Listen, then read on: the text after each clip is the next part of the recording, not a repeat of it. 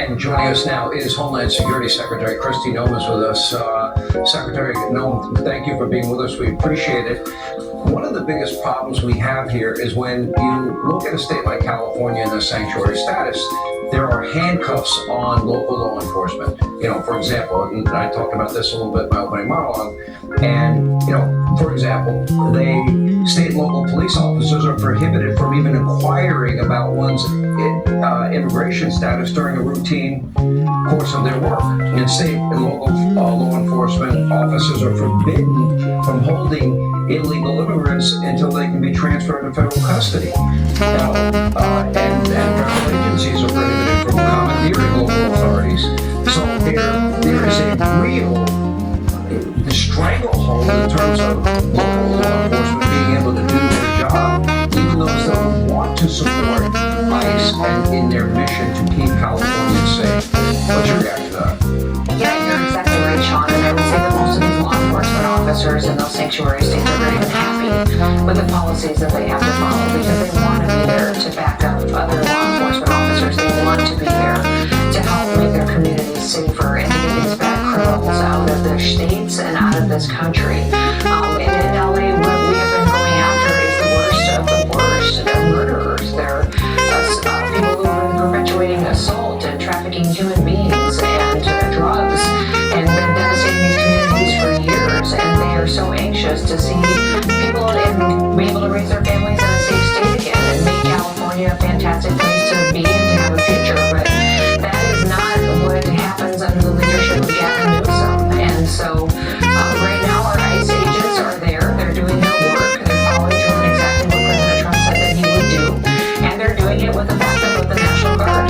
The National Guard that has been deployed under Federal 10, which is federal status, which is completely authorized and a status in which can help make America safe again. Okay, but we're talking, when you say the worst of the worst, you're talking about murderers and rapists here. We're not talking about... Yeah, absolutely. And those are the people we're going after. I mean, those are the targets. Today we had over 400 to 500 targets we were going after that were known members of gangs in LA that have been victimizing people for years. That Gavin Newsom has done absolutely nothing about. That Mayor Batts has done absolutely nothing about. Listen, I served with her in Congress before she was ever mayor.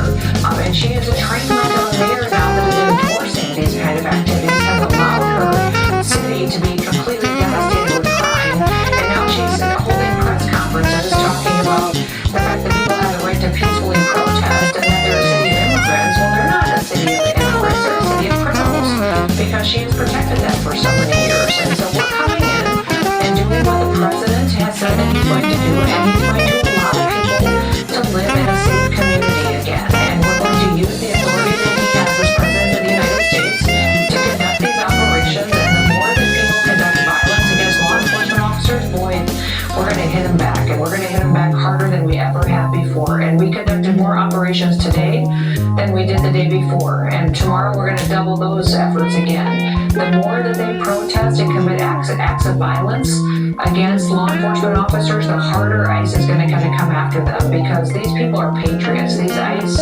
officers are people who are fighting for their country, and I'm so proud of them. They've acted with dignity. They've acted with grace under stressful situations. And when they've been disrespected, they've responded appropriately under the law to make sure that they were treating every single individual the same and making sure that due process was followed and that they were doing their jobs. So this is an unfortunate situation that we see violence and instigators out there, but the President Trump is really dedicated to bringing peace again.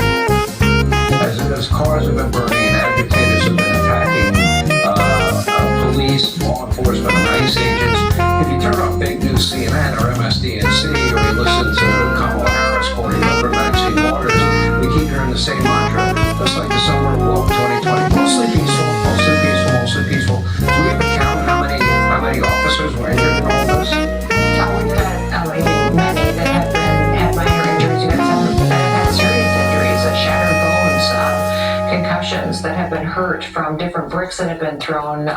You've seen the various pictures and videos of different vehicles that have burned and what they have done to not even just victimize law enforcement officers, but people in these communities that were stopped on a freeway for hours, weren't able to get to their families, and were victimized from the objects being thrown. So it's an unfortunate situation, but it's one that President Trump is going to shut down because he remembers 2020. I remember 2020. I remember where all this started back in 2020, which was in Minnesota with Tim Walz as their governor, who let his city burn for days. And then he called up neighboring governors like me and said, would you please deploy your National Guard to help me and bail me out because I let this go too far?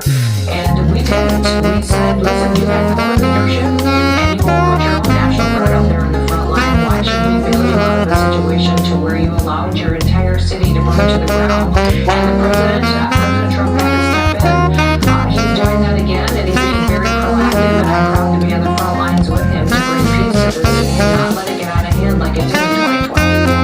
Last question, what about the pallets of bricks mysteriously appearing at the scene of where some of this took place? Have you found evidence of organization?